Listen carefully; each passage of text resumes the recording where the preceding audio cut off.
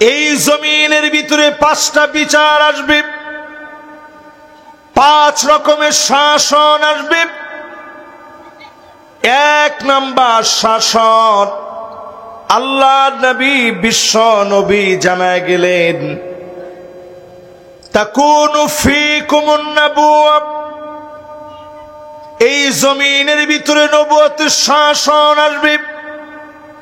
আল্লাহ নবী দুনিয়াকে দেখা গেলেন, মক্কা বিজয়ের পরে কাফেরদেরকে টুকরা টুকরা করে দিতে পারতেন, নবীজি কারো উপরে প্রতিশোধ নেন নাই।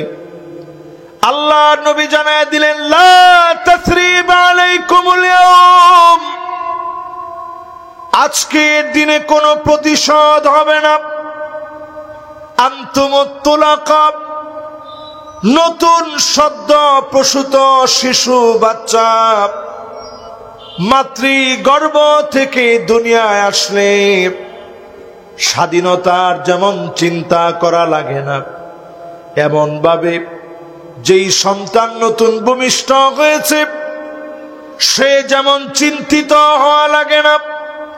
মুসলমানদের কোলে তোমরা থাকবে, তোমাদের চিন্তা করা লাগবে না। আল্লাহর নবী ঘোষণা দিয়ে দিলেন, মান আল্লাকা বাবা আবু সুফিয়ান ফাহুয়া আমিন, আবু সুফিয়ানের ঘরের দরজার ভিতরেও কেউ যদি ধরতে পারে ওই লোকটা নিরাপত্তা লাভ করবে। বলেন আল্লাহু আকবার। একটু আপনি হিসাব মিলায় দেখেন, যারা ধারণা করেছিল যদি ক্ষমতা কোনোভাবে চলে যায় লক্ষ লক্ষ মানুষ মারা যাবে, একটু হিসাব মিলায় দেখেন বাংলাদেশের মানুষ এখনো তাদের মতো আর হিংস্রতা লালন করে না, দেখা তারা বেঁচে আছে। ঠিক কিনা কর? স্বাধীনতার এই সময় আমি পরিষ্কার ভাবে বলি, আপনিও যদি জুলুম করেন, অন্যায় করেন, এই ক্ষমতা টিকবে না, এই ক্ষমতা থাকবে না। অন্য জালেম আপনার মাথায় চড়াও হবে। এই জন্য এই জমিনের ভিতরে ন্যায় ইনসাফের বিচার কায়েম করেন। এই জমিনের ভিতরে কোরআনের আইন যদি কায়েম হয়ে যায়, এই জমিনটাকে যিনি শান্তিময় বানায় দিবেন তিনি কি? 2 নাম্বার পয়েন্ট, আল্লাহ রাব্বুল আলামিন বলেন, ওয়ালা তাত্তাবি আহওয়াহুম, নবী মন গড়া কোন বিচার চলবে না। আওয়াজ করে বলেন, কি গড়া? সবাই বলেন, কি গড়া? আচ্ছা, বাংলাদেশে এই যে ধরেন আপনি 54 বছর তো আছি, যত সরকার আসছে সব সময় কিছু না কিছু বিচার, মন গড়া বিচার ছিল, আছে, থাকবে যদি কোরআনের বিচার প্রতিষ্ঠিত না হয়। ঠিক কিনা কর? প্রথম যেই ভূমিকায় যেই কথা বললাম, কোরআন দিয়ে বিচার কর, এই কাজটা আমার জন্য সুন্নত, নফল, মুস্তাহাব না। এই কাজকে যিনি ফরজ বানায় দিয়েছেন তিনি কে? আচ্ছা, ফরজ ছেড়ে দিলে সব হয় না গুনাহ হয়? তাহলে প্রথমে গেল ফরজ। দ্বিতীয়ত আল্লাহ বললেন, ওয়ালা তাত্তাবি আহওয়াহুম, মন গড়া বিচার করা যাবে না। এটা নেহি, ডাইরেক্ট আল্লাহ নিষেধ করলেন, মন গড়া বিচার চলবে না। আমার দেশের সুপ্রিম কোর্টের দিকে তাকান, আমার দেশের আইন আদালতের দিকে একটু তাকায় দেখেন, আন্তর্জাতিক বিচার বিভাগীয় ট্রাইব্যুনাল গঠন করে নিরপরাধ নির্দোষ মানুষকে যেভাবে দোষী সাজিয়েছে, অপরাধ না করার অপরাধে কত মানুষকে জেল দিয়েছে, জুলুম করেছে, ফাঁসির মঞ্চে নিয়েছে। এই রকম যত মন গড়া বিচার আছে, আল্লাহ জানায় দিলেন মন গড়া বিচার চলবে না। বিচার করা লাগবে যেই কিতাব দিয়ে। কিতাবের নাম কি? বলতেছিলাম, এই পৃথিবীতে শাসন জানি আসবে কয়টা? একটু সবাই হাতটা উঁচা করে দিয়ে বলেন তো দেখি কয়টা? মাশাআল্লাহ, 5 শাসনের বাইরে আমরা আর দেখব না। নবীজি বলে গেছেন 5টা শাসন তোমরা দেখবা। এর মধ্যে নবুয়তির শাসন চলে গেল। বড় কপাল পোড়া, আমরা নবীজিরে দেখি নেই। স্বপ্ন যুগেও নবীজি আপনাকে পাইনি।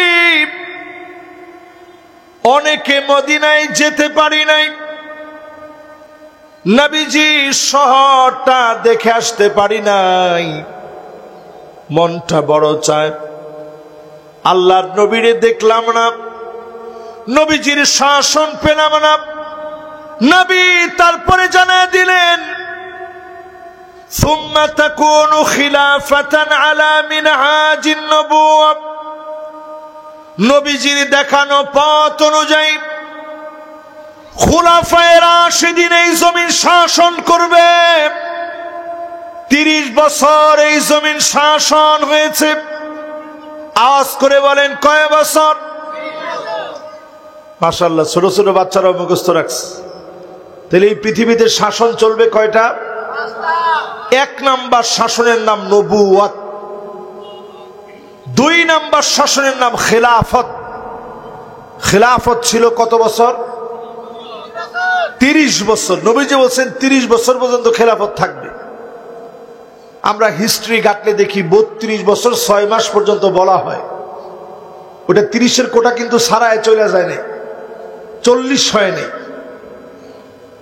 এই জমিনের বুকে যারা খলিফা ছিলেন, হযরতে আবু বকরের জীবনের দিকে তাকান। নিজে কাদের ভিতরে বস্তা নিয়ে কোথায় যেন চলে যান। হযরতে ওমর দূর থেকে তাকায় দেখলেন আবু বকর কোথায় যেন চলে যায়। একদিন পিছু পিছু নিলেন দেখার জন্যে, কোন ঘরে আবু বকর যাবে আজকে দেখব। কেন বস্তা নিজের কাঁধে নিয়েছে। নজর করে দেখে জীর্ণ শীর্ণ ঘরের ভিতরে হযরতে আবু বকর প্রবেশ করেছে।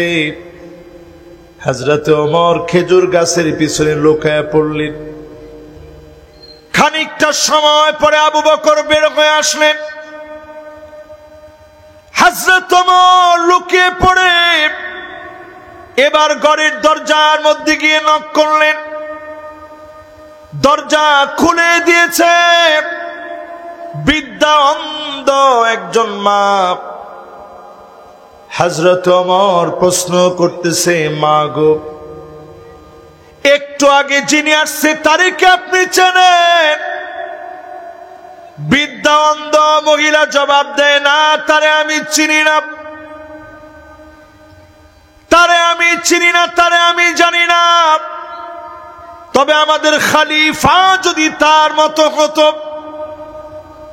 এত কষ্ট করে কাঁধের ভিতরে খাবার বোঝাই করে নিয়ে আসে, বস্তা নিয়ে এসে আমার ঘরে দিয়ে যায়। হযরতে ওমর দূরে দাঁড়ায় আছে। হযরতে ওমর দাঁড়ায় দাঁড়ায় দরজার সামনে শুনল, আমাদের খলিফা যদি এই ব্যক্তির মতো হতো। এই কথা শোনা মাত্র আকাশের দিকে তাকালেন, চিৎকার করে আল্লাহর কাছে কাঁদলেন আর বললেন, আল্লাহ,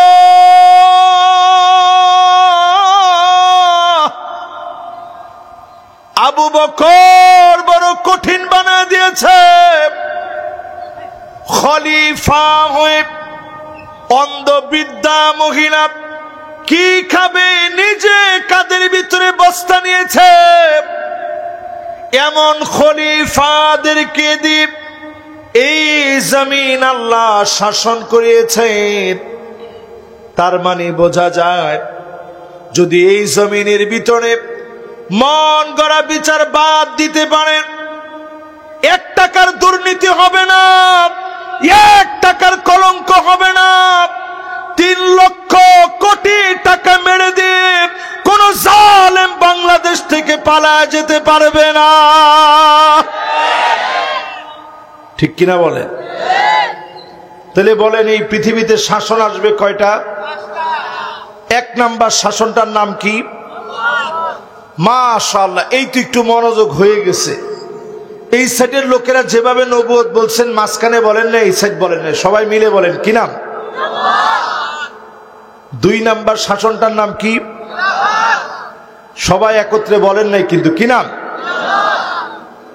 তিন নাম্বার শাসন আসবে এই জমিনের ভিতরে। আল্লাহর হাবিব পরিষ্কার বলে গেলেন সহিহ হাদিসের ভিতরে,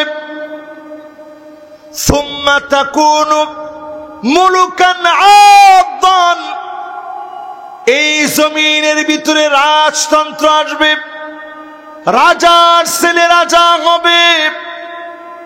ইয়াজিদ থেকে শুরু হলো উমাইয়া, আব্বাসি, মামালুকি, জাহেরি, যত শাসক ছিল হাজার বছর ধরে চলা রাজতন্ত্রকে যিনি টেনে হিচড়ে শেষ করে দিলেন তিনি কে? তাহলে এক নাম্বার শাসনের নাম কি? দুই নাম্বারটার নাম কি? তিন নাম্বারটার কি নাম? রাজার ছেলে রাজা, এটাকে সহজে বলে রাজতন্ত্র। তিন নাম্বারে নবীজি বললেন সুম্মা তাকুনু মুলকান জাবরিয়া, স্বৈরা শাসকেরা আসবে, আলেমদেরকে মারবে, কাটবে, মাজলুম মানুষদেরকে দিয়ে জেলখানা ভরবে, অন্যায় অবিচার জুলুমের রাজ্য কায়েম করবে। এমন জালেমদেরকে যিনি নিঃশেষ করে দিবেন তিনি কে? নবীজির শব্দ চয়নটা একটু শুনেন। আল্লাহর হাবিব বলেন সুম্মা ইয়ারফাউহাল্লাহ, জালেমদেরকে আল্লাহ টেনে হিচড়ে নামাবেন। সুম্মা ইয়ারফাউহাল্লাহ, জালেমদেরকে টেনে হিচড়ে নামাবেন। আল্লাহ যেদিন জালেমদেরকে টেনে হিচড়ে নামাবেন, সব রেডি থাকবে, খানা রেডি হয়ে থাকবে, জালেমেরা খেয়ে যাওয়ার জন্য 40 মিনিট সময় পর্যন্ত পাবে না। ঠিক কিনা কোন? তাহলে এক নাম্বার, দুই নাম্বার, তিন নাম্বার, চার নাম্বার, এই চারোটা শেষ হয়ে গেছে। চারোটা কি? এখনো কিন্তু আপনার সবাই বলেন নাই চারোটা। তো বাকি আছে কয়টা? শাসন কয়টা আসবে পৃথিবীতে? পঞ্চম নাম্বার শাসন আসবে এই দুনিয়ার ভিতরে। সুম্মা তাকুনু খিলাফাতান আলা মিনহাজি নবুওয়াতিন, এই জমিন চলবে কোরআন দিয়ে, নবীর দেখানো পথ অনুযায়ী। যদি বাংলাদেশকে ঘুরে দাঁড়াতে হয়, ন্যায় ইনসাফ প্রতিষ্ঠা করা লাগে, আবার কোরআনের দিকে ফিরে আসা লাগবে। ঠিক কিনা বলে? সব দেখা শেষ, আওয়াজ তুলতে হবে আল কোরআনের বাংলাদেশ। নারায়ে তাকবীর, নারায়ে তাকবীর, আল কোরআনের আলো, আল হাদিসের আলো, সংসদের আলো, সংসদের আলো। দেখেন মাশাআল্লাহ, ভাই যেরকম সংসদে জ্বালাইতে চাইতেছে, সবাই কিন্তু এটা চাচ্ছেন না। এই যে উনি যেরকম স্লোগানটা দিচ্ছে, অনেকেই যখন সংসদে জ্বালো বলছে আস্তে আওয়াজটা থামাই দিচ্ছে না। সত্য কথা তো এটা। আচ্ছা, সংসদে কোরআনের আলো জ্বলুক, এটা কি আপনারা চান? মাশাআল্লাহ, এখন তো চান যে জোরে কইছেন, এরকম জোরে একজন যুবক তাকবীর দিবেন, সব লোকগুলো একসঙ্গে তাকবীর দিবেন এবং তাকবীরের মধ্যে স্লোগান উঠবে। এই স্লোগানটা আমি দেখবো যে আসলে সংসদ পর্যন্ত যাবে কিনা। দেখি তো, দেখি।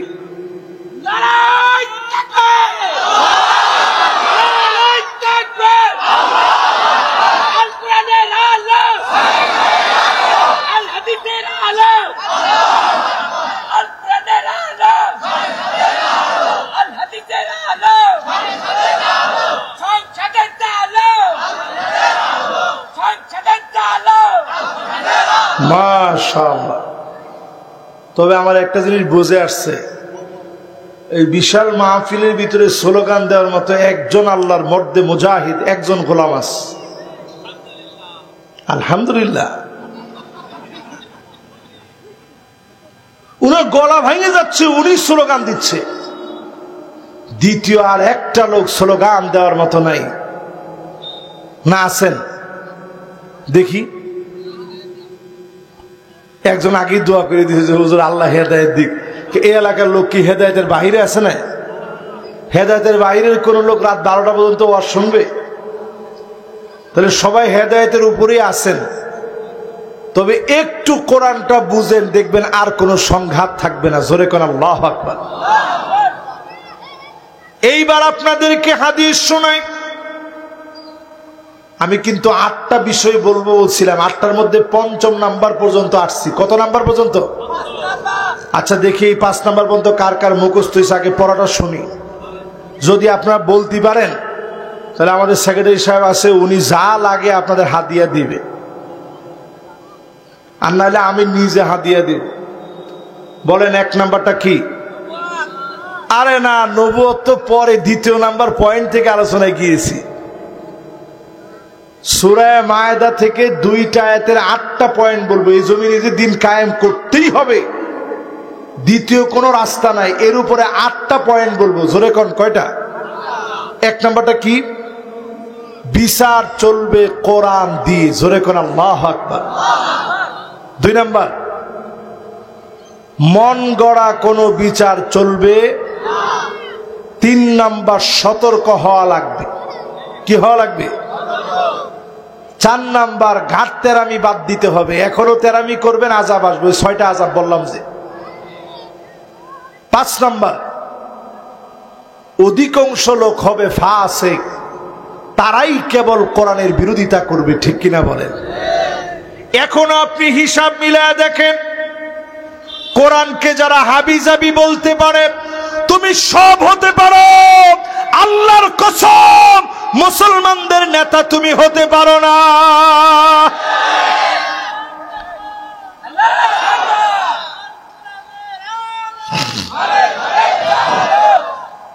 কোরআনকে যারা মনে করে কোরআনের ভিতরে রাজনীতি নাই, আমি শুধু 8টা পয়েন্ট বলতে চাই।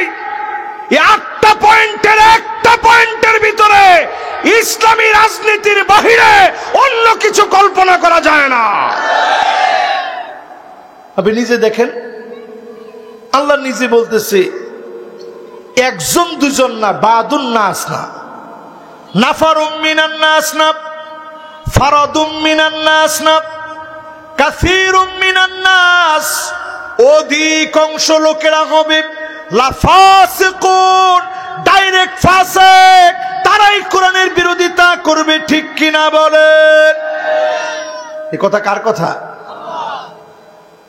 এবার সহিহ বুখারীর একজনকে চল বাড়ি চল, আর শুনবো না। না আর ওয়াজ এমন, আমি আর বেশিক্ষণ করব না। 10টা মিনিট সময়। কটা মিনিট? এই 10 মিনিটে একটা লোকেরও ছুটি নেই। যদি ইমার্জেন্সি হালত হয়, আল্লাহর একটু ডাক দিয়ে বসে পড়বেন। এবার একটু সবাই আমার দিকে একটু তাকায় থাকেন। শেষের কথাগুলো দিল থেকে মন দিয়ে শুনেন। না আর বেশি বাড়ানো যাবে না। প্রতিদিন মাহফিল তো বেশি লম্বা ওয়াজ, বেশি রাত্রে ওয়াজ করলে এটা আমাদের জন্য কঠিন হয়ে যায়। না ইনশাল্লাহ আবার আসবো না ইনশাল্লাহ। মাশাআল্লাহ, ঠিক আছে, তাহলে একটু মনোযোগ দেন, ইনশাল্লাহ হয়ে যাবে। লিল্লাহি তাকবীর। 1 নাম্বার, বিচার চলবে কি দিয়ে? 2 নাম্বার, মন গড়া বিচার। 3 নাম্বার, সতর্ক থাকা লাগবে পুরাপুরি। কার কথা? 4 নাম্বার, ঘাটতেরামি করা। আচ্ছা, এই সাতক্ষীরার লোকেরা ঘাটতেরারে কি বলে? ঘাড় বেকা, ঘাটতেরা, ঘাওরা। আরো কোন শব্দ আছে? হ্যাঁ, ও কালামুখও বলে নাই। এই শব্দ জিন্দিগিতে কোনোদিন শুনিনি। কালামুখও কেউ বলে নাই? ওই ঘাড়তেরা লোকের কালামুখও বলে। তাহলে এবার দেখেন আল্লাহ এক শব্দ দিয়ে কি বুঝাই দিয়েছে, ফাইন তাওয়াল্লাহ। এরপরেও যদি কেউ মুখ ফিরায় নেয়, ওই কালা মুখর জন্য সে ফাসিক, অচিরেই আল্লাহ আযাব দিবে। ঠিক কিনা কোন? এরপরে আল্লাহ রাব্বুল আলামিন বলেন, 6 নম্বরে মালিক জানায় দিলেন, আফা হুকমাল জাহিলিয়াতি ইয়াবগুন। ও নবী, এত কিছুর পরেও লোকেরা কি জাহিলিয়াতের দিকে যাবে? আজকে আমি বাংলাদেশে বলে প্রশ্ন করি, এই মাহফিলে বসে প্রশ্ন করি, 16 বছর দেখার পরে যারা চায়ের দোকানে বসে বসে বলে আগে ভালো ছিলাম, নাউজুবিল্লাহ, তো আপনার 3 জনই মিলে বললেন। বাকিরা মনে মনে বাকিরা সুবহানাল্লাহ বলতেছে যে হুজুর তো ঠিক কথাই বলেছেন, আগেই ভালো ছিলাম হুজুর। এ কি এরকম কি আমরা দেখতে চেয়েছি? দেশের ভিতরে আইন শৃঙ্খলা নাই, এই নাই সেই নাই, হুজুর দেশটার যে অবস্থা। এরকম যারা বলে, কোরআন বলতেছে নবী এত কিছুর পরেও কি লোকেরা জাহিলিয়াতের দিকে যাবে? এখনো যারা ইসলাম প্রতিষ্ঠার চিন্তা করেন নাই, আপনি জাহিলিয়াতের দিকে আছেন, আমি বলবো জাহিলিয়াত ছেড়ে দেন, কোরআনের পক্ষে চলে আসেন। ঠিক কিনা বলেন? এখনো কিছু লোক, ওই দিনেও দেখলাম এক লোকেরে সাংবাদিকরা গেছে, আগে মাইটটার দেয় না, আগে শুধু মানুষ ভয় দেখাইছে। সে প্রথমে যখন ভয় দেখাচ্ছে তখন তার মোটামুটি একটু জোর ছিল, সে বলতেছে আমি মরে গেলেও বলবো জয় বাংলা। না না না, মরে গেলেও জয় বাংলা বলবে। পরে একটু পরে আর বেশি মারা লাগে না, পুরাপুরি কয়েকটা বাটাম দিয়েছে। বাটাম বুঝেন তো? আবার সাতক্ষীরার বাটাম না, কিন্তু সাতক্ষীরার বাটাম কিন্তু খুব কঠিন বাটাম। বিচারপতি মানিককে যদি সাতক্ষীরার এই বর্ডারে ধরা পড়তো, তোর মাথার একটা চুলও বাকি থাকতো না, সব শেষ হয়ে যেত। তাহলে এবার একটু আপনি চিন্তা করেন, যতজন আমার এখানে বসছেন, সামান্য কিছু বাটাম দিয়েছে সিলেটে, সাতক্ষীরার বাটাম কম না বেশি? আফা হুকমাল জাহিলিয়াতি ইয়াবগুন। এত কিছুর পরেও লোকেরা কি জাহিলিয়াতের দিকে যাবে? আইনাগরের এত জুলুমের পরে আমার ব্যারিস্টার আরমানের সঙ্গে নিজে কথা বলেছি, নামাজ পড়তে দেয় নাই, ঘড়ি চেয়েছে ঘড়ি পর্যন্ত দেয় নাই, সারাদিন চোখ বেঁধে রেখেছে, হাত পিছনের দিকে বেঁধে রেখেছে, দিনের পর দিন অন্যায় করেছে। আমার আজমি ভাইকে, এত বড় জেনারেল আমান আজমি ভাইকে দিনের পর দিন চোখ বেঁধে রেখেছে, অন্যায় করেছে। এই জুলুম শেষ হয়েছে। যদি জুলুমের দিকে পড়তে না চান, আফা হুকমাল জাহিলিয়াতি ইয়াবগুন, যারা মনে করে জয় বাংলা বলে বলে মরব, জাহিলিয়াতের দিকে আছেন, আমি লা ইলাহা ইল্লাল্লাহ বলে শহীদ হতে চাই। ঠিক কিনা বলে?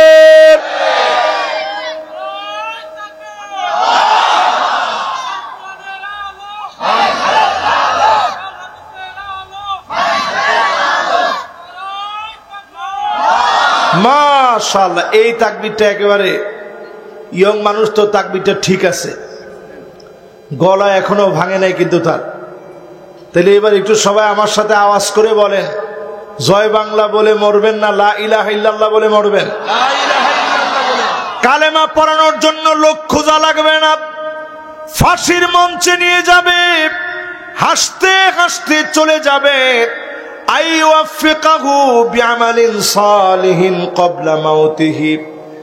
এমন হতে পারে বিছনায় শুয়ে মারা গেছেন, শহীদি মওত আপনার সারা জীবনের চা ছিল, আইয়ুবাল্লিগাহু মানাজিলাশ শুহাদা ওয়া ইন মাতা আলা ফিরাশিহি, বিছনায় শুয়ে মারা গেলেও শহীদি মৌত যিনি দিয়ে দিবেন তিনি কে?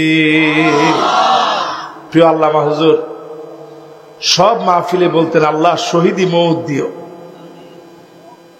আমি যেদিন উনি দুনিয়া থেকে চলে যাবেন, শেষ হাসিটা যেদিন দিছেন,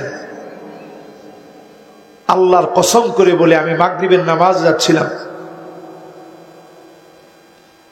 আমি এই হাসিটা দেখে আমার কাছে মনে হয়েছে জালেমরা মনে হয় আর বাঁচতে দিবে না। নামাজটা পড়ে আসছি, আমার বুকের ভিতরে চিনচিন করে ব্যথা করতেছে। আমি ভাবতেছি কিরে হঠাৎ করে এরকম লাগতেছে কেন? বিছানার মধ্যে আমি শুয়ে পড়লাম। একটু পরে একটা ভূমিকম্প হলো, আমার ভিতরে একটা প্রকম্পন লেগে গেল। আমার মনে হচ্ছিল প্রিয় আল্লামার নাই। একের পর এক ফোন আসতেছে। মাসুদ সাইদি ভাইকে ফোন দিয়েছি, রিসিভ করতে পারে নাই। অনেকের কাছে খবর নিয়েছি, সবাই বলতেছে প্রিয় আল্লামার নাই। হসপিটালে ছুটে গেলাম, সেখান থেকে দেখতে না পেয়ে ওনার বাসায় গেলাম। মনে মনে চিন্তা হলো একবারের জন্য তো বাসায় নিয়ে আসবে। জালেমরা ওনার পরিবারকে দেখানোর জন্য একবারের জন্য নিয়ে যায় নাই। ফজরের নামাজ পড়লাম হুজুরের মসজিদে, যেই মসজিদে তিনি নামাজ পড়তেন। ফজরের নামাজ পড়ে রওনা হলাম পিরোজপুরের দিকে। সেইখানে যাওয়ার পরে বলল তাড়াতাড়ি নামাজ পড়েন নাইলে গুলি চালাবো। দুইবার জানাজার নামাজ দাঁড়িয়ে গেছে, লোকেরা বলছে গুলি চালান। জোহরের 1 মিনিট আগে নামাজ হবে না, জোহরের নামাজ পড়বো, তারপরে প্রিয় আল্লামার জানাজা পড়বো। বলেন আল্লাহু আকবার। পুরা জায়গাটা আগুন হয়ে গেছে। আমার কাছে পরিষ্কার মনে হয়েছে আর একটা বছর জালেমদেরকে আল্লাহ টিকতে দিবে না, কারণ জালেমরা প্রিয় আল্লামার নিরলস একটা হাসিকে কেড়ে নিয়েছে। ঠিক কিনা কর? শেষের দিন যে হাসিটা উনি দিছে, উনি বুঝায় দিয়ে গেলেন তোমরা দিনের পর দিন জুলুম চালিয়েছ। 13টা বছরের জুলুম নির্যাতনের পরে তুমি মাজলুমের হাসি কেড়ে নিতে পারো নাই, নারে তাকবীরের স্লোগান কেড়ে নিতে পারো নাই, মাজলুমদেরকে দমায়ে দিতে পারো নাই। এর মানে জালেমরা পরাজিত হয়েছে, মাজলুমেরা বিজয়ী হয়েছে। ঠিক কিনা কর? এই জন্য আল্লাহ রাব্বুল আলামিন 6 নম্বরে পরিষ্কার ভাবে জানায় দিলেন, আফা হুকমাল জাহিলিয়াতি ইয়াবগুন, জাহিলিয়াতের দিকে যাওয়া যাবে না। যারা এখনো মনে করেন এই কোরআনের ভিতরে রাজনীতি নাই, তারা কোরআনের শত শত আয়াতকে অস্বীকার করে। জোরে কোন কয়টা আয়াত? সবাই একটু কোন কত? আমি শুধু ছোট্ট করে আপনাদেরকে বলি, আমার একজন উস্তাদ ছিল মিশরে আল আজহার বিশ্ববিদ্যালয়ে, ওনার নাম ছিল শেখ শাহরাবি। আল্লামা দেলোয়ার হোসেন সাইদি রহমতুল্লাহ আলাই যেরকম জনপ্রিয় মানুষের হৃদয়ে ওনার নাম, শেখ শাহরাবি রহমতুল্লাহ আলাই অনেক আগে মারা গেছেন, ওনার নামটা এরকম মানুষের হৃদয়ে হৃদয়ে ছিল। তো ওনার সাথে একদিন টক শো হচ্ছে একজন নাস্তিকের। তো নাস্তিক বলতেছে, হুজুর কোরআনে নাকি সবকিছু আছে। তো হুজুরে বললো যে হ্যাঁ সবই তো কোরআনে আছে। ঠিক আছে, কোরআনে যদি সবই থাকে তাহলে বলেন তো দেখি কদ্দুর আটা দিয়ে কয়টা রুটি হয় কোরআনের কোন জায়গায় আছে? তো প্রশ্নটা সহজ না কঠিন? হ্যাঁ সহজ। কঠিন প্রশ্ন। কদ্দুর আটা দিয়ে কয়টা রুটি হয় কোরআনের কোন জায়গায় আছে খুঁজে দেন। তো হুজুর বলল আরে গর্দব, এটাও কোরআনে আছে। সে তো অবাক হয়ে গেছে, কি বলেন, এতদিন ধরে চিন্তা করতেছি এই প্রশ্নটা করে আপনারা আটকাবো, আপনি করে এটা কোরআনে আছে, কেমনে কোরআনে আছে, কোন আয়াতে আছে? হুজুর উত্তর দিতেছে, আমি তো কোনোদিন রুটি বানাইনি, রুটি বানাইছে আমার স্ত্রী। আমার স্ত্রীর কাছে জানতে হবে কদ্দুর আটা দিয়ে কয়টা রুটি হয়। বাজারে যে রুটি বানায় তারে গিয়ে জিজ্ঞাসা করো কদ্দুর আটা দিয়ে কয়টা রুটি হয়। কোরআন বলছে ফাসআলু আহলা যিকরি ইন কুনতুম লা তা'লামুন, যদি না জানো যিনি জানে তার কাছ থেকে জেনে নাও। জোরে কোন আল্লাহ। এজন্য আপনি না জেনে বলবেন না কোরআনে রাজনীতি নাই। এই কোরআনের পরতে পরতে রাজনীতি আছে। ইকামাতে দিন ছাড়া ইসলাম পূর্ণাঙ্গ হতে পারে না। কথা কি বুঝাইতে পারছি? 6টা শেষ, বাকি আছে কয়টা? 6ষ্ঠ নাম্বারের পরে 7ম নাম্বারে আল্লাহ বলেন ওয়ামান আহসানু মিনাল্লাহি হুকমা, আল্লাহর হুকুমের চাইতে সুন্দরতম আর কোন হুকুম হতে পারে না। সবচাইতে সুন্দর নিয়ম যিনি দিয়ে দিয়েছেন তিনি কে? বাংলাদেশের আইনের প্রতি শ্রদ্ধা রেখে বলি, ব্রিটিশদের 200 বছরের পুরানো বস্তা পচা আইন দিয়ে দেশটা চলে। তোমার কথা তো কয় না। এবার আপনারা আমি বলি সমান আইন কাকে বলে? মনে করেন একজন আপনার সাথে সন্ত্রাসী কর্মকাণ্ড করে হাতটা ভেঙে দিছে, আপনি হাতের বিনিময়ে টাকা দিলেন, পয়সা দিলেন, সব দিলেন, কিন্তু হাতের সমান কি হয়েছে? ইসলামী আইন যখন আসবে তখন বিচার করবে কাজী। কাউরে মেরে ফেলছেন, বিনিময়ে আপনারে মরতে হবে, মৃত্যুদণ্ড মেনে নিতে হবে। কেসাস। জোরে কোন কি? চুরি করলে হাত কাটা, বনের সম্পদ না দিলে আপনি জালেম, আপনাকে আটকানো হবে, আইনের আওতা আপনাকে আনা হবে। কাউকে অন্যায়ভাবে মারলে, চাঁদাবাজি করলে, দুর্নীতি করলে গাছের সঙ্গে বেঁধে জনসম্মুখে বিচার করা হবে। এমন কয়েকটা নেতার কর্মী জনসম্মুখে যদি বিচারের সম্মুখীন হতো, আমার বাংলাদেশ কবে দুর্নীতি মুক্ত হয়ে যেত। ঠিক কিনা কন? এই জন্য আল্লাহ রাব্বুল আলামিন বলেন এই কোরআনের সবচাইতে সুন্দর কোন হুকুম হতে পারে না। এই হুকুম যিনি দিয়েছেন তিনি কে? মাশাআল্লাহ, এক মুরব্বী ওনার বাচ্চা নিয়ে ঘুম রেখে চলে আসছে। দ্রুত আসেন। মাশাআল্লাহ, এরকম হলে না মাহফিলের ভিতরে মনোযোগটা বাড়ে। বসেন এবার তাড়াতাড়ি। এবার শেষ 8 নাম্বার। বলেন ক নাম্বার? মাশাআল্লাহ, আপনারা চাইছিলেন যে হুজুর আরো 10 মিনিট বেশি করেন। আমরা 10 মিনিট বেশির পথে আছি। লিকাউমি ইউকিনুন, এই কোরআনের দিকে সবাই আসবে না।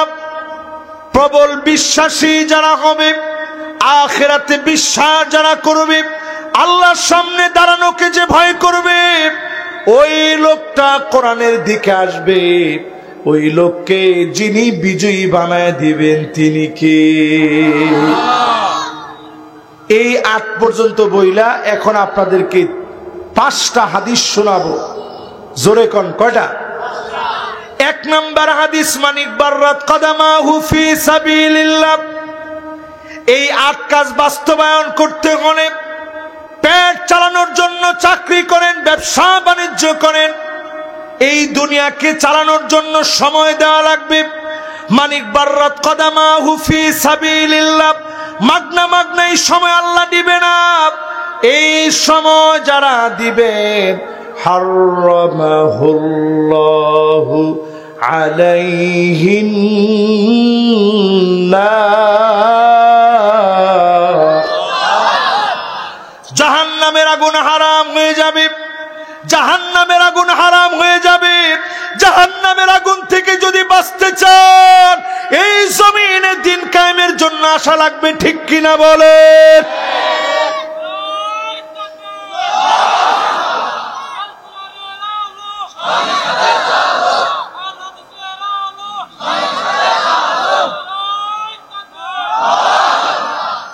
মনে ব্যথা পান নাই তো?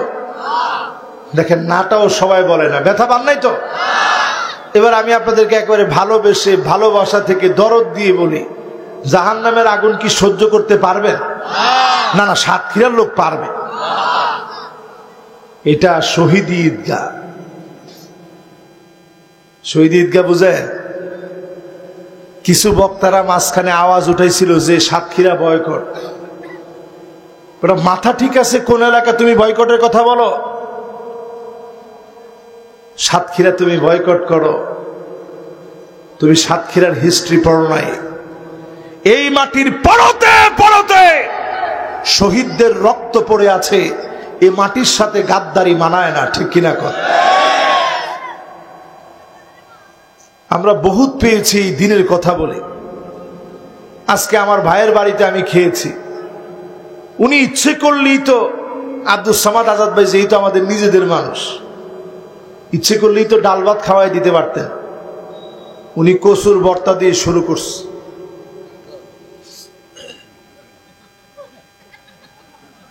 কি হাসলেন কিসের জন্য? উনি লাহাওলা কইছে আর আপনারা হাসি দিচ্ছেন।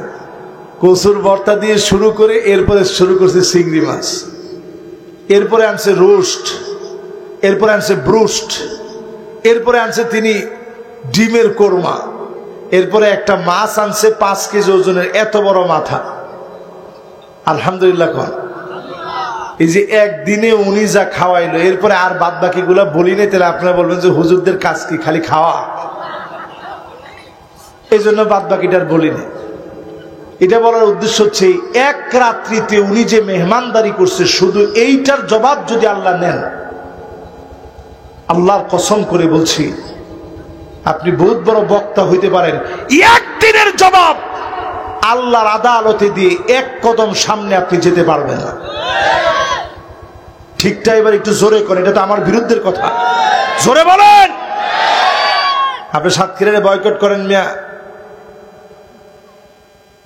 ইমাম বুখারীর সামনে যদি আপনারা আল্লাহ দাঁড় করায় দেয়, জবাব দে, আমার সামনে নয়, ইমাম বুখারীর সামনে দাঁড়ায় তোর অবদান কি আর ইমাম বুখারীর অবদান কি? আমি সাদিকুর রহমান আজারি বলতে পারবো যে আল্লাহ আমি তো ওয়াজ করেছি এত চিল্লায় এত কষ্ট করে, ইমাম বুখারী যখন বলবে আমি হাদিস নিতে গিয়ে পেশাব বন্ধ হয়ে গেছে, রক্ত আসছে, রক্ত, কি জবাব দিবেন? ইমাম আবু ইউসুফ আলাইহির রহমত হানাফি মাযহাবের এত বড় আলেম, তরমুজ মানুষ ফেলে দিয়েছে, তিনি কুড়িয়ে কুড়িয়ে নিয়ে গিয়ে ওই তরমুজ থেকে ছালগুলা উঠায়া উঠায়া তিনি খেয়েছে, ক্ষুধাগুলা নিবারণ করেছে।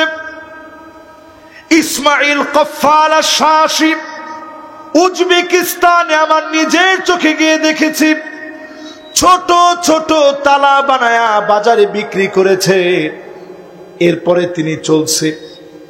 ইবনে হাজার আসকালানির মতো আলেম হাতের মধ্যে ঠোসা পড়ে গেছে, পাথরের কাজ করতে গিয়ে এত কষ্ট করে মেহনত করে ইনকাম করেছেন, দিনের খেদমত করেছেন।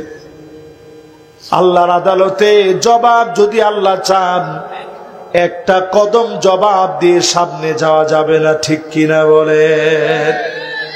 কিসের বয়কট টয়কট কর্মিয়া? যতদিন ওয়াজ চলতেছে মানুষ যেমনে শুনতেছে ওয়াজ শুনান, সেই দিন যেন দেখতে না হয়। ওই যে 6টা আযাবের কথা বলছি, উজবেকিস্তানে আযাব আসছে। আযাব কেমন হয়েছে জানেন? কোরআন শরীফ মাটির নিচে পুঁতে রেখেছে মুসলমানের দেশে, ইমাম বুখারীর দেশে, ইবনে সিনার দেশে, ইবনে খালদুনের দেশে, ইমাম মাতুরিদির দেশে, বুরহানুদ্দিন মারগানানির দেশে কোরআন মাটির নিচে পুঁতে রাখছে। পড়ার মতো আলেম দুনিয়ার মধ্যে জীবিত ছিল না। এখনো মারামারি করবেন? যদি মারামারি করেন, টুপি থাকবে ঠিক, মাথা থাকবে না, টুপি পরবেন কনে? তোমার ঠিক তো কয় না? এই জন্য আজকে থেকে ইমানের পথে অবিচল হন। লিকৌমি ইউকিনুন, আল্লাহর সামনে দাঁড়াইতে হবে, প্রত্যেক নেতা কর্মী সবাই মিলে মা বোন সহ মা বোনরা যদি মনে করেন হুজুররা আসলে তো উপায় নাই, অধিকাংশ মা বোন নিয়ত করে ফেল দিয়েছে যে এই হুজুররা আসলে আমরা যে বাচ্চা কাচ্চা নিয়ে বের হই আগে 2 ঘন্টা আগ থেকে সাজি, এই হুজুররা আসলে সব শেষ হয়ে যাবে। আমি কথা দিতে পারি, ইনসাফ ভিত্তিক সমাজ বিনির্মাণ যদি হয়, রাত 2টার সময় আপনি যাবেন, কোন ইফতিজার আপনাকে দেখে ইফতিজিং করতে পারবে না। কখনো আর শিক্ষাঙ্গনের ভিতরে সেঞ্চুরির রেকর্ড গড়বে না। একজনকে যদি রজম মারা হয়, একজনকে যদি পাথর মেরে জনসম্মুখে জেনাকারকে যদি মারা হয়, এই জমিন থেকে জেনা আস্তে আস্তে উঠে যাবে, ঠিক কিনা কর? মদখোরকে যদি বেত্রাঘাত করা হয়, নেশা বিক্রি করার মতো দেশ ভারত অন্তত পাবে না। পেঁয়াজ বিক্রি করে খাওয়া লাগবে,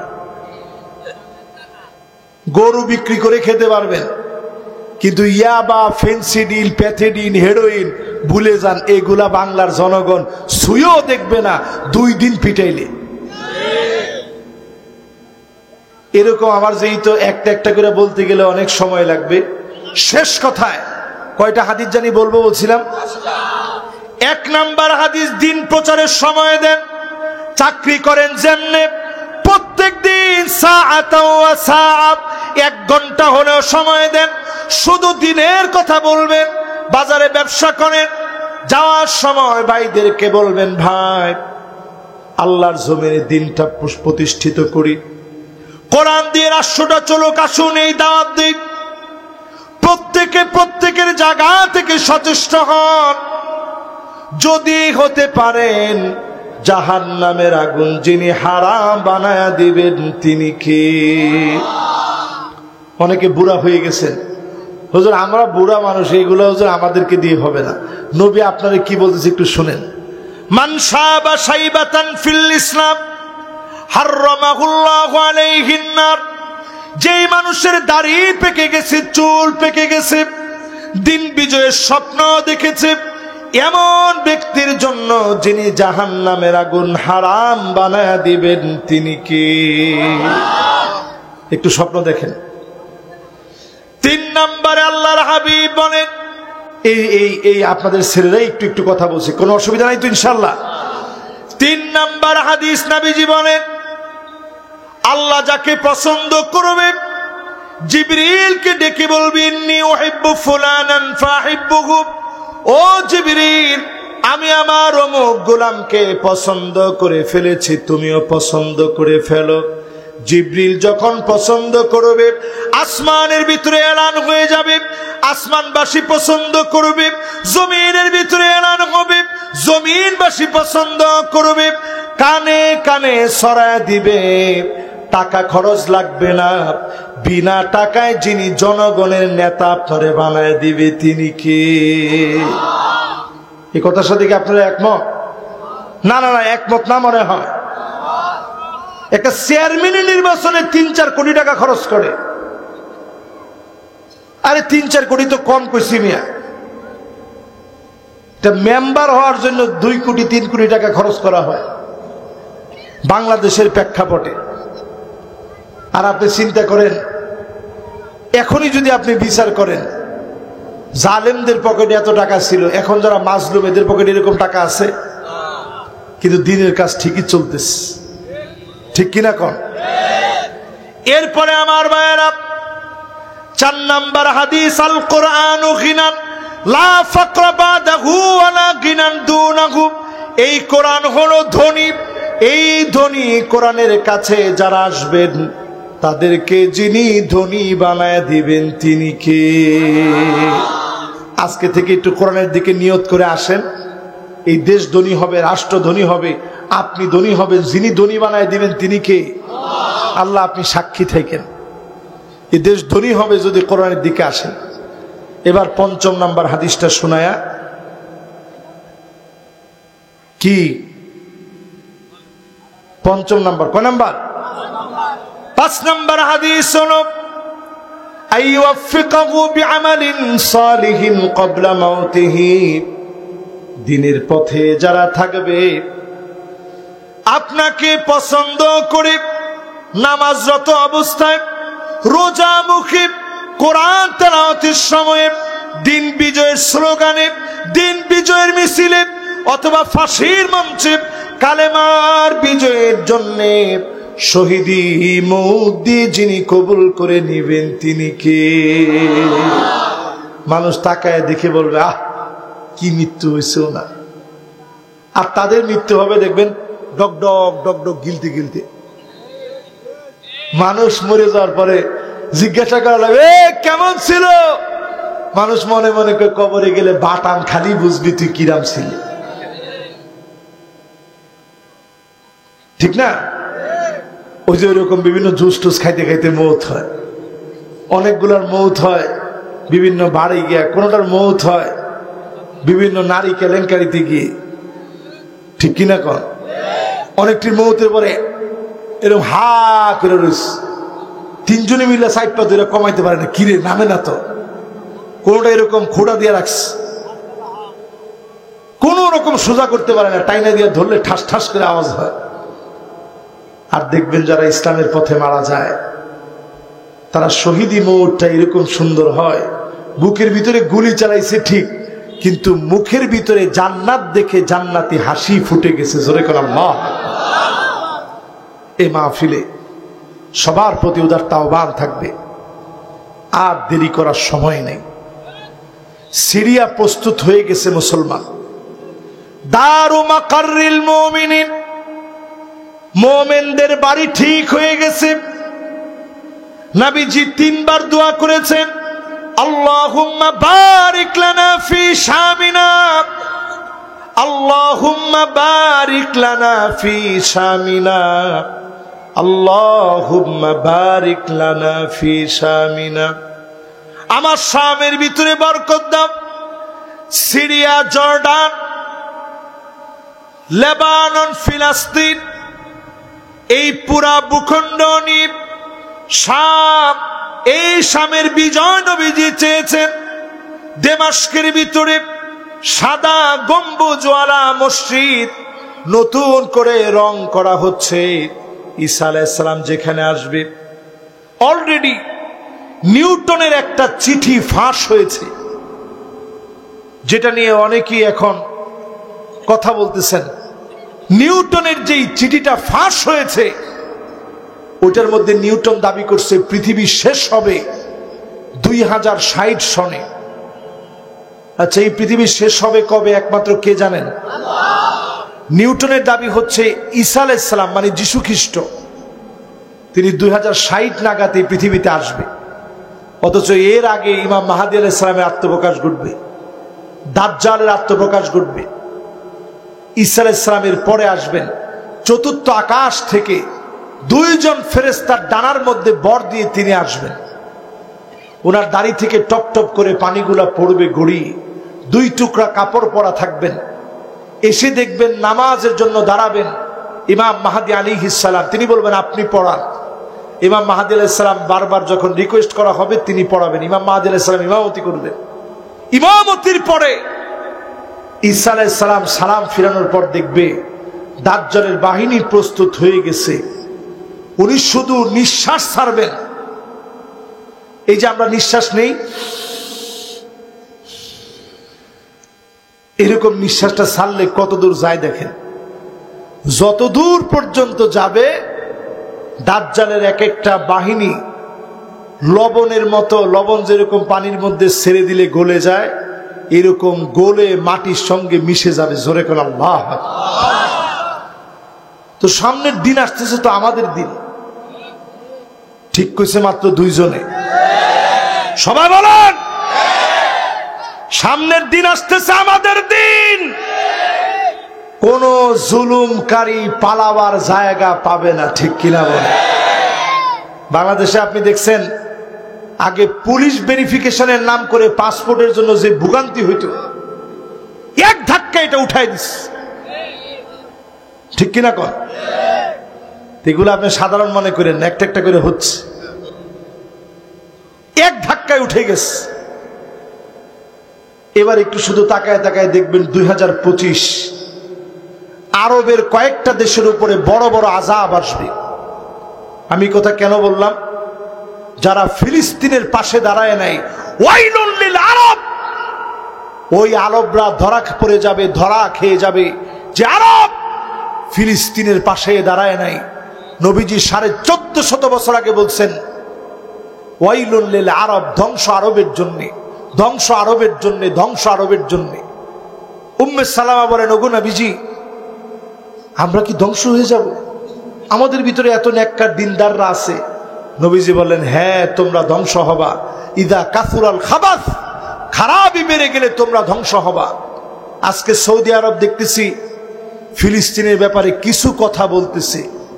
আমি মনে করি এখনো যদি সোজা না হয়, আল্লাহর আযাব গজব আমেরিকায় লস অ্যাঞ্জেলেসে যেইভাবে আসছে, আরবের বিভিন্ন দেশের উপরে বন্যা হয়ে এরকম আযাব আরবের দিকে আসবে। ঠিক কিনা কর? বাংলাদেশের দিকে আযাব আসতেছে কেন? এত বড় একটা বিজয় দেওয়ার পরেও যদি আপনার ভিতরে সামান্য পরিবর্তন না হয়, আপনি এখনো খাম খাম খাম খাম খাম খাম করেন। কি খাবেন আপনি? এই জন্য আল্লাহর হস্তে একেবারে দরদ নিয়ে বলি, কেউ মনে কষ্ট নিয়েন না, দরদ নিয়ে বলি, এই সময়টা অন্তত গনিমত মনে করেন। অস্ত্রের রাজনীতি করার দিন শেষ, সামনে হবে আল কোরআনের বাংলাদেশ। নাহলে কেউ কিছু বলা লাগবে না, মাটি আপনাদের চিবায়ে খেয়ে ফেলবে। ঠিক তো ভালো করে বলতে পারলেন না? সবাই মনে মনে চিন্তা করতেছেন, হুজুর তা কি হয় না? মাটি আবার চিবায়ে খেবে কিরাম করে? হুজুর মাটি কিরাম করে চিবায়ে খাইছে আপনি বুঝেন নাই? কোথাকার ছাত্ররা নামছে রাস্তার ভিতরে, বিএনপি কত আন্দোলন করছে, জামাত কত আন্দোলন করছে, শিবিরের বাইরে কত আন্দোলন করছে, কিন্তু ঠিকই যখন সবাই একটু ঐক্যবদ্ধ হয়ে আন্দোলনের নাম নিছে, আল্লাহ বরকত দিয়ে দিস। এই জন্য আজকের মাহফিলে বলি, একটু সবাই ঐক্যবদ্ধ হন। আর কিছু তো ঐক্যবদ্ধ না হলেও এটা তো ঐক্যবদ্ধ হন, আমি মুসলমান, ন্যায় বিচারের পক্ষে আমার আওয়াজ থাকবে। ঠিক কিনা বলেন? তিনি তো বাংলাদেশে ন্যায় ইনসাফের ভিত্তি প্রতিষ্ঠিত হবে। কাউরে আপনার মৌলবাদী বলা লাগবে না, রাজাকার বলা লাগবে না। এই মাহফিলে সূরা মায়েদা 2টা আয়াত থেকে 8টি বিষয় আপনাদেরকে বোঝানোর চেষ্টা করেছি। আবারও একটু আমি সহ আপনাদের সবাইকে স্মরণ করাই দিই। 1 নাম্বার, বিচার চলবে কি দিয়ে? 2 নাম্বার, মন গড়া বিচার চলবে। 3 নাম্বার, সতর্ক, লিল্লাহে তাকবীর। 4 নাম্বার, ঘাটতেরামি করলে যিনি করোনা, জম্বি, বিভিন্ন ভাইরাস দিয়ে আপনাদের লোলা বানায় দিবে, তিনি কে? কোনে যাবেন? ওই যে বললাম না, মাটি ধরবে। 5 নাম্বারে, অধিকাংশ লোক ফাসেক হবে, তাই বলে আমি ফাসেক হব না।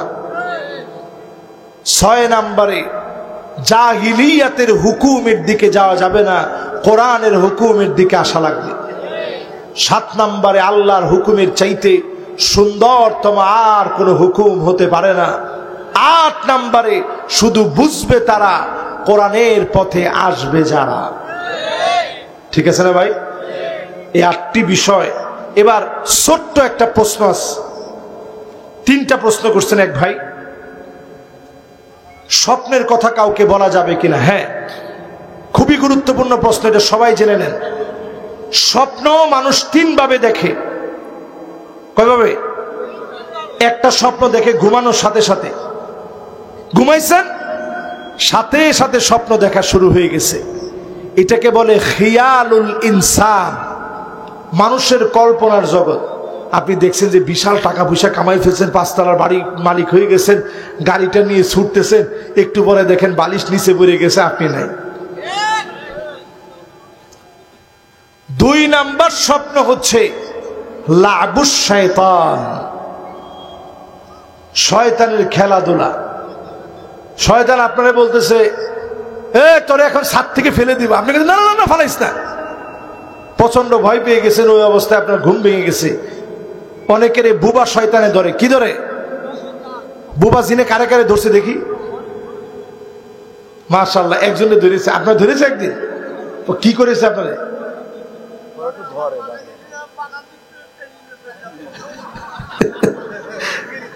আচ্ছা, বুবা জিনে কারে কারে ধরছে একটু দেখি। না লজ্জার কিছু নেই, হাত উড়ানো দেখি। ওনারে ঠেলে নিয়ে মারি ফেল দেবে একবারে। এটারে বলে বুবা জিন, বলতে ইসলামে কিছু নাই। তাহলে হুজুর এটা কি? এটা খিয়ালুল ইনসানের পরে লাবুস শয়তান। শয়তান আপনার সাথে খেলাধুলা করে। আপনার নামাজ নাই, কালাম নাই, দিনদারি নাই, বট গাছের নিচে পেশাব করে দিছেন। এই রকম লোকদেরকে এই ধরনের জিন ক্ষতি করার চেষ্টা করে। এই জন্য ঘুমানোর সময় সূরা ইখলাস একবার, ফালাক একবার, নাস একবার পড়বেন। এটা তাদেরও হতে পারে যারা ব্ল্যাক ম্যাজিকে পড়ে গেছেন, তারা ভয়ঙ্কর ভয়ঙ্কর স্বপ্ন দেখেন। যাদেরকে কালো জাদু করা হয়েছে তারা ভয়ঙ্কর ভয়ঙ্কর স্বপ্ন দেখে। এটা স্বপ্নের 2 নাম্বার প্রকার। 3 নাম্বার প্রকার হলো বুশরা মিন ইনদিল্লাহ, আল্লাহর পক্ষ থেকে শুভ সংবাদ। এটা ফজরের ঠিক আগ মুহূর্তে আপনি দেখবেন, একদিকে স্বপ্ন দেখার শেষ, অন্যদিকে দেখছেন ফজরের আজান হয়ে গেছে। এটাকে বলে বুশরা মিন ইনদিল্লাহ। এই স্বপ্ন কোনো পাগল ছাগল জারে তারে আপনি বলবেন না। আজকে থেকে 2 বছর আগে এক ভাই আমারে বলতেছিল, হুজুর স্বপ্ন দেখলাম স্বৈরাচারী সরকার পালায় গিয়েছে। 2 বছর আগে, 2 বছর আগে। তা আমি চিন্তা করলাম আলহামদুলিল্লাহ। আমি চিন্তা করলাম বলে কি? আমি বললাম যে কোন সময় দেখছো তুমি? ঘুমানোর সাথে সাথে? ঘুমানোর সাথে সাথে দেখলে তো এটা মানুষের চিন্তা এরকম তো হইতেই পারে। না হুজুর, ফজরের আগ মুহূর্তে দেখছি। আমি সাথে সাথে আল্লাহু আকবার বলছি। আমি বলছি কিরকম কি দেখলা? কই হুজুর দেখলাম যে ছোট ছোট কারা যেন তারে ক্ষমতা থেকে নামাই ফেলছে। ওই 2 বছর পরের স্বপ্ন আজকের বাস্তবায়ন আল্লাহ তাআলা ঘটাই দিয়েছেন। এরকম অনেকে স্বপ্ন দেখছেন। আমার মসজিদে অনেকে আইসা আমার এরকম স্বপ্ন বলছেন যে হুজুর এই জিনিস দেখছি, কি হইতে পারে? দেখছি হুজুর একটা ষাঁড় গরু, বিশাল তাগড়া কালো ষাঁড়, সব ভেঙে চুরমার করে দিচ্ছে। এক ছোট্ট বাচ্চা এসে আমার এই কথা বলতেছে। আমি বললাম যে সুবহানাল্লাহ, তোমার স্বপ্ন তো অনেক গভীর। কালো ষাঁড় কেউ থামাইতে পারতেছে না। এটা তো হইতে পারে সত্য ন্যায়ের একটা প্রতীক, যেটা সব জুলুম ভেঙে চুরমার করে দিচ্ছে, অন্ধকার অন্ধকারকে ভেঙে দিচ্ছে। আমার কাছে পরিষ্কার হয়ে গেছে যে অচিরেই জালেমদের একটা পতন হবে। জোরে করে আল্লাহু আকবার। তাহলে স্বপ্ন কত প্রকার? 3 প্রকার। একটা ঘুমানোর সাথে সাথে দেখে, একটা এর একটু পরে দেখে, শয়তানের দুষ্টামি। আরেকটা দেখে একবারে ফজরের আগে। ইমাম বুখারীর মা স্বপ্ন দেখলেন ইমাম বুখারীর পেটটা বড় হয়ে গেছে। জোরে করে আল্লাহু আকবার। ফজরের আগের স্বপ্ন। বড় একজন আলেমের কাছে গিয়ে বলছে যে আমার ছেলের এরকম এরকম স্বপ্ন দেখছি। বলছে খবরদার, এই স্বপ্ন জারে তারে বইলেন না। আপনার ছেলে জগৎ বিখ্যাত মস্ত বড় আলেম হবে। জোরে করে আল্লাহু আকবার। ইমাম বুখারী নিজে আরেকদিন স্বপ্ন দেখলেন রাসূল সাল্লাল্লাহু আলাইহি সাল্লাম শুয়ে আছেন, তিনি এইরকম মশাগুলা তাড়ায় দিচ্ছেন। তো গিয়ে উনি উনার উস্তাদ আবিদির কাছে প্রশ্ন করছেন, উস্তাদ জি, আমি দেখলাম রাসূলুল্লাহর শরীর থেকে এরকম মাছি তাড়ায় দিচ্ছি। উনার উস্তাদ বললেন, বাবারে তোমার আল্লাহ এমন কবুল করবে, হাদিসের খিদমতে, সহিহ হাদিসের খিদমত আল্লাহ তোমাকে দিয়ে করাবে। সবচেয়ে বেশি হাদিসের খিদমত আল্লাহ তোমারে দিয়ে করাবে। জোরে কোন আল্লাহু আকবার। এজন্য শেষ রাতের কোন স্বপ্ন এটা জারে তারে বলবেন না। এ হচ্ছে স্বপ্ন নিয়ে কথা। আল্লাহ রাব্বুল আলামিন ভালো ভালো সুন্দর স্বপ্ন দেখার তৌফিক আমাদেরকে দান করুক, পড়েন আমিন। এখনই আমরা ইনশাআল্লাহ মোনাজাতের দিকে যাব। কায়ামানো বাক্যে আল্লাহর কাছে দোয়া করব। একটা লোক আমরা উঠবো না ইনশাআল্লাহ। যে মাশাআল্লাহ উত্তরটা দিইনি। ফরজ নামাজের পরে মোনাজাত। মাশাআল্লাহ ভাই, খুব সুন্দর প্রশ্ন করছেন, দামি প্রশ্ন করছেন। একটা প্রশ্নের উত্তর জানলে সব কেমন জানেন? খায়রুন লাকা মিন্নান তুসাল্লিয়া আলফ রাকাহ, 1000 রাকাতের চাইতে বেশি সওয়াব। জোরে কোন আল্লাহু আকবার। ফরজ নামাজের পরপরই নবীজি মুনাজাত করছেন, এইরকম কোন দলিল প্রমাণ কোন হাদিসের ভিতরে নেই। কোন হাদিসের ভিতরে আল্লাহু আকবার বললেন তো একজন। তাহলে হুজুর এখন তো বাংলাদেশের সব মসজিদে ফরজ নামাজের পরে আল্লাহুম্মা আমিন বিরহমাতিকা ইয়া আরহামার রাহিমিন কি আল্লাহর কাছে বললেনটা কি? একটু আমার বলেন কি বলছেন? আল্লাহুম্মা আমিন বিরহমাতিকা ইয়া আরহামার রাহিমিন কি বললেন মাঝখানে? তো হ্যাঁ, ফরজ নামাজের পরে যদি মুনাজাত করতেই হয় তো রাসূলুল্লাহর পদ্ধতিতে করেন। রাসূল কি করতেন? রাসূল মাসনুন দোয়াগুলো আগে পড়তেন, নামাজের সালাম ফিরে ইস্তিগফার পড়েন কয়েকবার, আল্লাহু আকবার আল্লাহু আকবার আল্লাহু আকবার, অথবা আল্লাহু আকবার একবার পড়লেন, আস্তাগফিরুল্লাহ আস্তাগফিরুল্লাহ আস্তাগফিরুল্লাহ পড়লেন। এরপরে আল্লাহুম্মা ইন্নী আলা যিকরিকা ওয়া শুকরিকা ওয়া হুসনি ইবাদাতিক। এরপরে আল্লাহুম্মা লা মানিআ লিমা আতাইত ওয়া লা মু'তিয়া লিমা মানাআত ওয়া লা ইয়ানফা'ু যাল জাদ্দি মিনকাল জাদ। ফজরের পরে পড়েন সুবহানাল্লাহি ওয়া বিহামদিহি আদাদা খালকিহি ওয়া রিদা নাফসিহি ওয়া জিনাতা আরশিহি ওয়া মিদাদা কালিমাতিহি। আয়াতুল কুরসিটা পড়লেন। জান্নাত আর আপনার মাঝে শুধু পার্থক্য থাকবে মৃত্যুটা, চোখ বন্ধ হতে দেরি হবে, জান্নাত পেতে দেরি হবে না। এই দোয়া কবে পড়বেন? কোন আয়াতুল কুরসিটা পড়লেন। সাইয়্যিদুল ইস্তিগফার কেউ যদি ফজরের নামাজের পরে পড়েন, মাগরিবের আগে মারা যান, লোকটাকে আল্লাহ মাফ করে দিবে। জোরে কোন সুবহানাল্লাহ। মাগরিবের পরে পড়লেন, ফজরের আগ মুহূর্তে মারা গেছেন, আল্লাহ এই লোকটারও গুনাহ খাতা মাফ করে দিবে। জোরে কোন সুবহানাল্লাহ। কবে পড়বেন এগুলা? এইগুলা পড়ছেন। এবার আমলে সলেহের পরে দোয়া কবুল হয়। এই যে আমলগুলা করলেন, এগুলা কি আমল? নেক আমল। জোরে কোন কি আমল? এই নেক আমলগুলা কইরা এবার আল্লাহর কাছে বললেন, আয় আল্লাহ, নেক আমলকে সামনে রেখে আপনার শাহী দরবারে হাত তুলেছি, আল্লাহ আপনি কবুল মঞ্জুর করে নেন। এর মধ্যে দেখবেন যারা 1 রাকাত 2 রাকাত মাসবুক হয়েছে তাদের নামাজও শেষ। 1 রাকাত 2 রাকাত মানুষ মাসবুক হয়ে রয়েছে, সে আল্লাহর সাথে কথা বলতেছে, নামাজ পড়তেছে, এর মধ্যে আপনি আল্লাহুম্মা আমিন বিরহমাতিকা ইয়া আরহামার রাহিমিন। তাহলে আমি মুনাজাতের বিরোধিতা করি নাই, কিন্তু মুনাজাত করবেন আগে মাসনুন দোয়াগুলা পড়েন, তারপরে কি করেন? দোয়া করেন। রাগ করেন নাই তো আপনারা? কারো কি আর কোনো প্রশ্ন আছে? মাশাআল্লাহ করেন। হারে সর্বনাশ, সব প্রশ্ন তো এরকম। ইমাম সাহেবের পিছনে সূরা ফাতিহা নিয়ে সহিহ বুখারীর ভিতরে, এটা একটা মাযহাব, মাযহাবের প্রয়োজনীয়তাটা আগে 1 মিনিটে আপনাদেরকে বলি। মাযহাবটা কেন দরকার? আমাদের ছোট ছোট বাচ্চাদের ছোটবেলার স্মৃতিগুলো আমরা মনে রাখি। এক বাক্যে বলেন তো, মনে রাখেন কি রাখেন না? রাখেন না? ছোট বাচ্চা ছোটবেলায় স্কুলে গেছে, মাদ্রাসায় গেছে, কেমনে গেছে, আব্বা কেমনে ডাকছে, কি বলছে, এগুলো সব মনে রাখেন। আর এখন তো ভিডিওর যুগ, সবাই ভিডিও করে রেখে দেয়। তো নবীজি সাল্লাল্লাহু আলাইহি সাল্লাম নাভির নিচে হাত বাঁধছেন, এটা যেমন হাদিসে আছে। নাভির উপরে হাত বাঁধছেন, এটাও, আরে কথা কন, এটাও স্পষ্ট হাদিসের ভিতরে আসছে। তাহতা সুররা, নাভির নিচে, তিনি হাদিসের মধ্যে আসছে নাভির নিচে হাত বাঁধছেন। ফাওকা সুররা, নাভির উপরে হাত বাঁধছেন এমনি, এটাও হাদিসে আছে। তো নবীজির সব আমলগুলাকে আপনি যেমন আপনার ছোট বাচ্চার চলাফেরা সব স্মরণ করে রাখছেন, কারণ আপনি আপনার ছোট বাচ্চারে ভালোবাসেন, আল্লাহর নবীর সব আমলগুলাকে আল্লাহ ম্যাপ করে রাখছে এই মাযহাবের মাধ্যমে।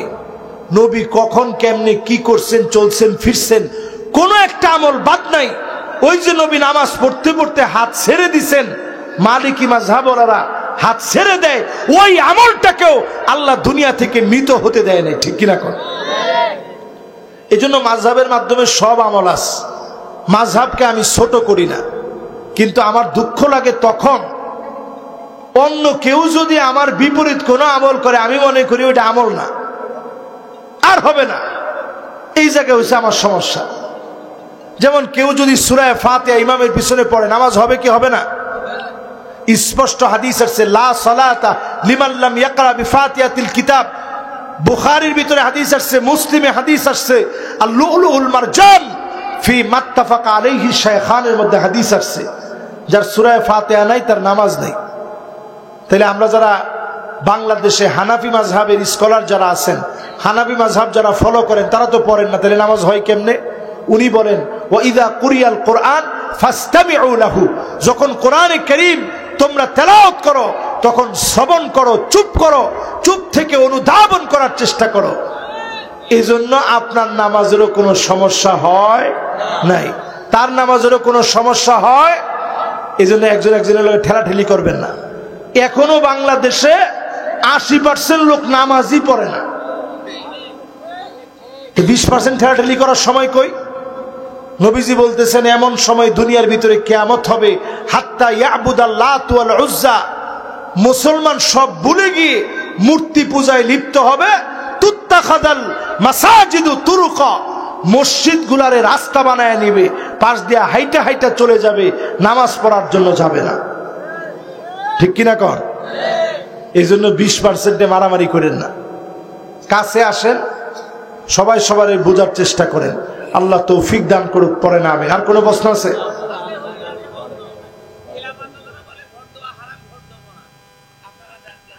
আল্লাহু আকবার।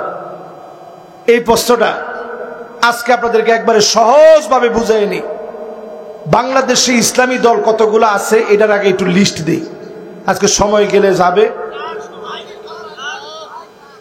মাদ্রাসা ছাত্র বাজান বন, আপনি বন রাখেন 1 মিনিটে, এটি সব আমার কাছে রেডি করা থাকে সবসময়, আলহামদুলিল্লাহ। না না না, এটা আজকে দেখে বলেই যাবো আমি ইনশাল্লাহ। না, নামাজের পরে মোনাজাতটা তো বললাম। নামাজের পরে যদি কেউ মোনাজাত করতে চায়, আগে মাসনুন দোয়াগুলা পড়বেন। রসুল যে দোয়াগুলা করতেন এই দোয়াগুলা পড়বেন, তারপরে মোনাজাত করবেন। শুধু শুধু আমরা মোনাজাত করবো না, ঠিক আছে তো ইনশাল্লাহ? ইনশাল্লাহ। হ্যাঁ, এই যে পেয়ে গেছি আমি, শেষ, এটা শেষ প্রশ্ন, এটা উত্তর দিয়ে দিই। জি না না না, আলহামদুলিল্লাহ, মাইক ঠিক আছে, আলহামদুলিল্লাহ। বাংলাদেশে দেখেন শুধুমাত্র ইসলামী দল কতগুলো আছে। একটা আপনাদের প্রত্যেকেই জানেন যে তাবলিগ জামাতকে যদি দল না মনে করেন, তারপরেও তারা কাজ করে যাচ্ছে, বৃহৎ অঙ্গনে কাজ করতেছে। এরপরে আছে ইসলামী আন্দোলন, জমিয়তে ইসলাম, এরপরে খেলাফত আন্দোলন, খেলাফত মজলিস, ইসলামী ঐক্যজোট, এরপরে নিজাম ইসলাম, হেফাজতে ইসলাম। আলে হাদিসের ভাইদের মধ্যে আছে জমিয়তে আলে হাদিস, সোয়াবায়ে আলে হাদিস, আলে হাদিস আন্দোলন।